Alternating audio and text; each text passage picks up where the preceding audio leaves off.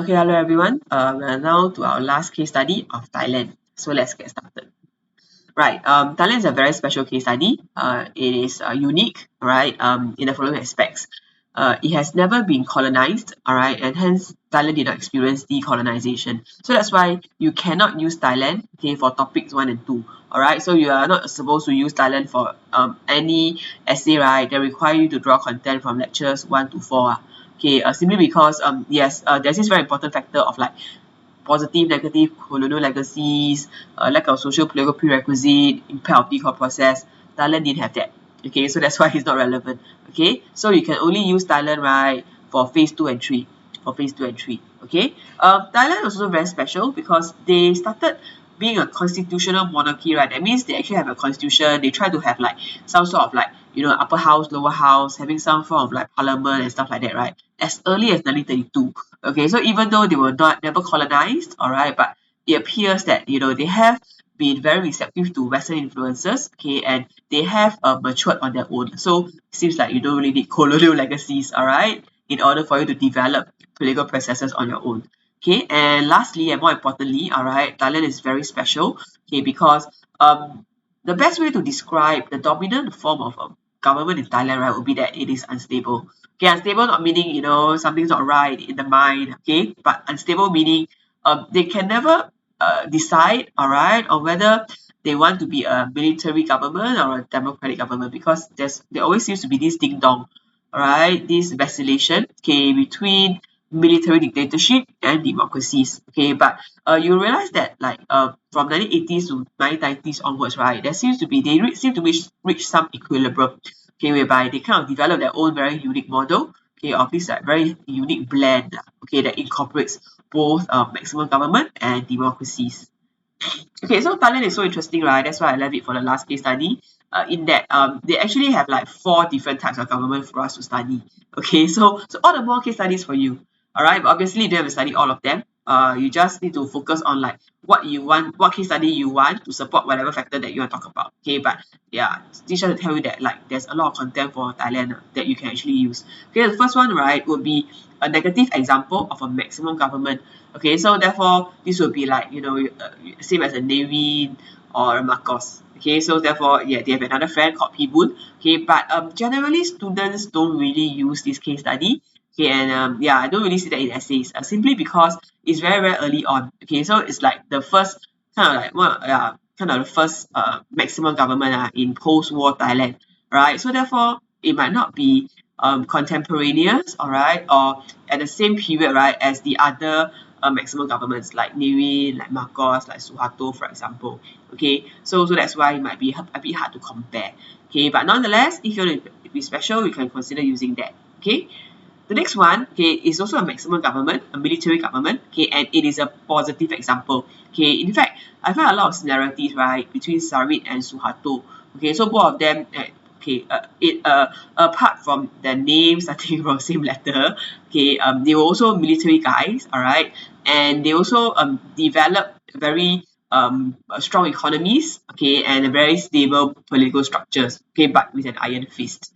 Okay, so therefore they are like kind of like the benevolent dictator kind of thing. Like, that's the image. All right, but Sari is also a very rich case study. Okay, and later on he is also known for like being one of the key architects okay, to of Thailand's economic progress, okay, that they are enjoying now, right? And so therefore in JC2, okay, once again, all right, trying to promote what's going to happen in JC2. Okay, we are still going to learn a lot about Sarit, okay, and how the kind of strategies that Sarit's government has developed, okay, to grow Thai economy and how successful it was. Okay, so the next example that we can use from Thailand, okay, would be where they start to like evolve, all right, they start to develop the hybrid. Okay, so there's this thing called managed democracy. Okay, so it's something very special, okay, to Thailand. Okay, even in Singapore we call it what, controlled democracy, right? Yeah, so it's different. Okay, so under General Prem, so another military guy, all right, so that's where we actually see like the beginning of both maximum government as well as in a democratic structure kind of thing. And lastly, okay, it appears that in the post 1992 period, right, there was this period of like kind of real democracy, okay, or relatively speaking, okay, and you will see that maybe if you are looking at like the general direction in which Thai government is moving towards, right, it seems to be moving more towards like democratic government, okay, in the long run. However, one very important thing to consider, right, would be that, yeah, we have this trend, all right, of Thai government, okay, or Thai model of government, right, becoming more and more democratic. But then the important thing is you need to ask yourself, did it bring about, or did it promote political stability? All right, was this trend a positive trend, okay, that would promote political stability? Okay. Okay, so let's go to the content and start the content proper. Okay, so I need to give you some background, all right, but it's actually not very important, just for you to understand. Okay, so just now I was saying, right, they started their constitutional development very early on in the 1932 revolution. All right, so basically this 1932 revolution, okay, is a bloodless revolution actually. Okay, is where a coalition made up of both civilian and military elite, all right, launch a coup, okay, basically asking the Thai king to abdicate, all right, to remove, to kind of give up his absolute power. Okay, so therefore, from then on, the Thai king became one with like largely ceremonial power. Okay, they do not have like absolute power. Same like maybe the Queen of England, for example. Okay, so from absolute to constitutional monarchy. Okay, it's very important thing to note that this coalition that toppled absolute monarchy in Thailand, right, was made up of both civilians and the military. Okay, because later on you find that there's kind of like uneasy coexistence. Okay, and you also see the role of the military, all right, playing a very key role, all right, in politics right from the very beginning. So this kind of like justified and legitimized how come they deserve the right to be involved in politics from then on. Okay, because this was like their claim to fame, right? So these are two consequences. Okay, so therefore we see the military became involved in politics from then on. Okay, they can never like become divorced from politics already. Okay, and the civilians they start to do some kind of democratic stuff. Okay, so this was the 1932 revolution. Okay, and this was King Prajadipok. Okay, the last I guess, I don't know, absolute king, the last Thai king with absolute power, right? And you will see that, yeah, mostly largely military officers, okay, and some civilian elite as well.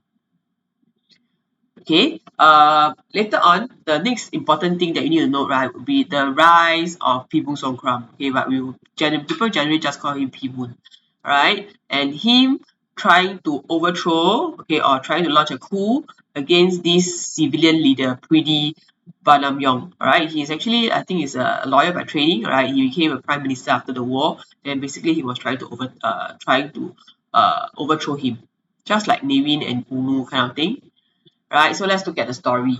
Okay, so this Pridi, okay, he was the first post-war Thai prime minister. So this was a period, right, whereby it was really quite a democratic period, but it's just 2 years only. Okay, so therefore, he came up with this new constitution in 1946.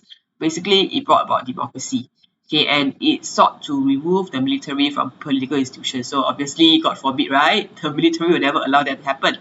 Okay, and so therefore the military then began to like sabotage British civilian government. Okay, communist is always a good, bogeyman. Okay, it's always very effective. Yeah, and then the military eventually joined forces with another faction, the royalists. So basically the royalists would be like people from the royal faction, from the royal family, or supporters of the royal family. Okay, and then the two of them joined forces against the civilian leaders, civilian elite. All right, and then they launched a coup in 1947. Okay, justifying it in the name of national interest. So there were a lot of things that happened at that point in time. It's very unstable. It was seen that the civilian government under Pridi, right, couldn't manage this instability. It sounds familiar, right? Like UNU. Okay, so I guess when you come a point in time whereby you have enough case studies where you begin to see like similarities, and you say, hey, this one is like UNU, or that one is like Nevin. It's a happy thing, all right. It shows that you have like enough case studies already. Okay, and then if you say, oh, this one is like Nevin, or this one is like UNU, right, then this suggests that you just need to choose one. You don't have to memorize both of them, because yes, they are both different case studies in different countries, right? But they are actually telling the same thing, okay, or they are proving the same point. So you don't need two different case studies to prove the same point, right? Okay, so that's why you just need to choose which one you prefer, right? But anyway, yeah, that was the end of a very brief period of democracy for Thailand.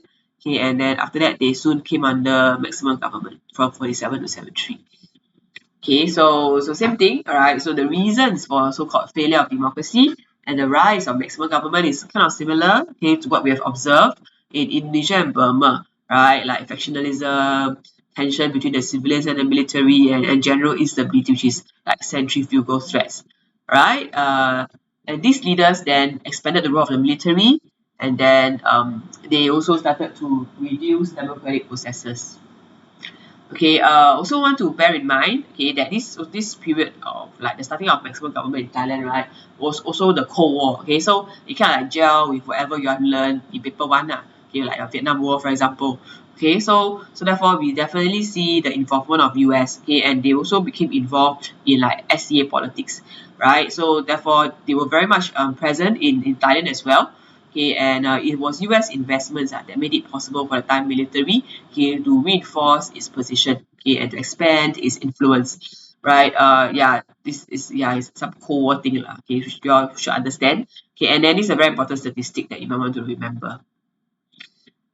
Okay, so therefore, let's look at the next part. All right, basically this is also the early post-war Thai politics, right? So looking at like the very brief period of democracy and why this brief period of democracy, right, did not bring about political stability or so claim the military guys. All right, therefore justifying the rise of maximum government. Okay, so therefore it seemed as if criterion 2, all right, did not go off to a good start in Thailand, okay, in the post-war period. Okay, so it's like, yeah, we were not using them well, okay. So therefore these democratic processes did not become a source of stability. So what about the military? Okay, the military became in full control. Okay, as what you all like to write in your essays, exploiting the situation, take advantage of. Yeah, so exactly that's what they did. All right, and yeah, so there was a bit. Although this is a long period of time, 47 and 73, but actually in between, right, they have a lot of like coups and stuff. Okay, there are a lot of like infighting. Okay, a military guy launched the coup against the present military guy and stuff like that, right? And so therefore there was a change of regime. So still military, but change the leader. Okay, and US investment still very much in the picture. Okay, so let's look at how the military destabilized politics. So therefore, like subverted criterion 2. Okay, so last we checked, okay, the military cooperated with the royalists, okay, to overthrow Predy's government in 1949, right? And then after that, people, formed the maximum government, right? Then after that, in 1951, he launched another coup. I don't know, for himself, against himself, I don't know. All right, but actually the purpose of that coup, right, is to abolish the previous 1949 constitution. Why is that so? Because he wanted to eliminate his ex ally, the royalists. Okay, so therefore this shows that like these leaders or political leaders in Thailand, right, they have no qualms about like destabilizing the political system, okay, by launching coups, changing constitution and whatnot, right, in order for them to preserve their power. Okay, so definitely they are not respecting criterion 2, all right, of constitutional processes and elections. All right, and then later on in 1957, okay, Pibun began to face competition from yet another source, Sarit Nanarat. So there are like different factions in the military, so very happening one. Okay, and so therefore Pibun being a seasoned politician that he was, so he looked best. This is Sarit actually. Pibun was a I'll show you Pibun's photo earlier. Okay, to counter him, Sarit Nanarat, Pibun lifted for the ban on political parties, eased press censorship in 1955, and even scheduled an election in 1957. So it's very strange. Previously, people just, played fast and loose with, constitutional processes. Okay, and now when he faced a threat from a fellow military guy, all right, a competitor, then he went back to constitutional processes to try and preserve, his hold on stability or try to preserve his legitimacy. Okay, so therefore he had the elections in 1957. People's Party won, surprise, surprise. Okay, however, obviously it was rather fraudulent. Okay, and therefore, when we see like people not playing fair, right, in elections, mass demonstrations seem to be a typical outcome. Okay, a typical response from the masses. Of course, you'll be angry, right? You take the trouble to go and vote, and then in the end, your vote still didn't matter. Yeah, of course you'll be angry. Okay, and then the people protested against the result because they are thinking that it can't be, people can't win, kind of thing, right? And therefore, Sarit Danarat, alright, his competitor, seized this opportunity provided by the instability, say, oh, people's government not fit to rule, right? And then, yeah, launch a coup in 57. Okay, so therefore, you might want to consider, okay, why did Pibun call for elections in the first place in 1957, right? So therefore, was it consistent with what he has done earlier on? Okay, with regards to how he has treated constitutions, for example, okay, how he just, very happily launched coups left, right, center. Okay, and then if after calling for elections and actually holding them, right? Were the elections effective? Were the results of these elections, right, effective in helping him remain in power? Okay, and therefore, if this election did not help him remain in power as what he hoped that elections would do, right? What does this tell you about whether people was able to use criterion too effectively? Yeah, so it's a lot of like leading questions here, but I hope you'll be able to come up with the correct answer. If you're not sure, please ask me during tutorial. Okay, so let's evaluate Pibun's military maximum government then, right? So yes, it's a maximum government, it's a military government, so that obviously, it's very much in control. However, it doesn't mean that, it's very smooth sailing. It doesn't mean that just because it's a military maximum government, things will be great. Okay, there's still a lot of limitations, all right? They will still have certain challenges. And in this instance, right, they probably did not really face like a lot of centrifugal threats, but the challenges are all like internal one. So there are a lot of like factional infighting. Okay, and so therefore you have like Sarit, who was also a military guy, launching a coup against Pibun, who was also a military guy. Okay, and so therefore one maybe one of the deciding factor, okay, to decide which faction would win, right, might be from external sources. Okay, and the key external source in this instance, right, would be the king himself, the Thai king. Okay, so that's why the Thai military government leaders, all right, they typically like to go to the king, okay, the Thai king, to seek legitimacy. Okay, another limitation with regards to this military government, okay, military maximum government, okay, was that the military also became involved in businesses. Okay, it's actually a divisive source, because then you have like profits, then people want to share profits or like not happy, then this will breed like further resentment, and it's actually more and more divisive. Okay, so if they are like I fight over profits or whatever, like which venture make more money, then they want that project and all that. Okay, so that's not very good for unity as well lah, right? So therefore, this tells you that this people's military maximum government, it was also not like perfect. That's why it's a negative case study. Okay, so that's why people's military government was not able to maintain stability using criterion 2 and 3. Okay, so in the next lecture, I'll be moving on to Sarit and then the other forms of very strange, unique governments that Thailand experienced.